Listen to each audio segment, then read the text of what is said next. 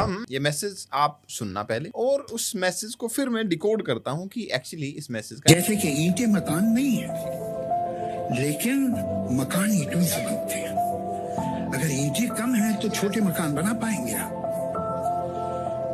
आपके पास जितने शब्द होंगे उतना क्लियरली आप सोच सकते हैं और उतना क्लियरली आप कन्वे कर सकते हैं। कितने लोग इस चीज से एग्री करते हैं कि आजकल की जो यंग जनरेशन है वो young generation short of words रहती है। हमेशा ये यंग जनरेशन कहती है you know you understand me betterly, कुछ बताते बताते ये बोल देते हैं कि आप तो समझ ही गए होंगे। लेकिन सच में शब्दों का चुनाव बहुत जरूरी होता है। आप कभी भी शॉर्ट ऑफ वर्ड्स नहीं हो सकते। आप एक चीज समझो कि जैसे कोई घर बनता है और घर ईंटों से बनता है, उसमें एक ईंट पे दूसरी ईंट और दूसरी पे तीसरी ईंट हम जचाते चले जाते हैं और पूरा घर बन जाता है। क्या होगा अगर हमारे पास ईंटें नहीं है? तो अगर हमारे पास ईंटें नहीं है तो हम ये फील करेंगे कि क्योंकि हमारे पास ईंट नहीं है तो वो घर बन नहीं पाएगा। उस टाइम पे हम ये नहीं कह सकते कि आपको तो समझ में आ ही रहा है कि हम ये सीक्वेंस में चलते चले जाएंगे और घर बन जाएगा, लेकिन वो घर बना नहीं। बस ऐसा ही कुछ हमारे रिलेशंस में होता है, हमारी बातों में होता है। जब भी हम शॉर्ट ऑफ वर्ड्स होते हैं, जब हम किसी को बता नहीं पा रहे हैं, हमारे पास उतने इकट्ठे शब्द नहीं है कि हम अपनी फीलिंग्स को एक्सप्रेस कर पाएं और हम हमेशा ये कह के छोड़ देते हैं कि यू नो यू अंडरस्टैंड, तो वो रिलेशन अंडरस्टैंडिंग नहीं होता है, ना बहुत ज्यादा अगले को समझ आती है कि आप एक्चुअली क्या कहना चाहते हैं।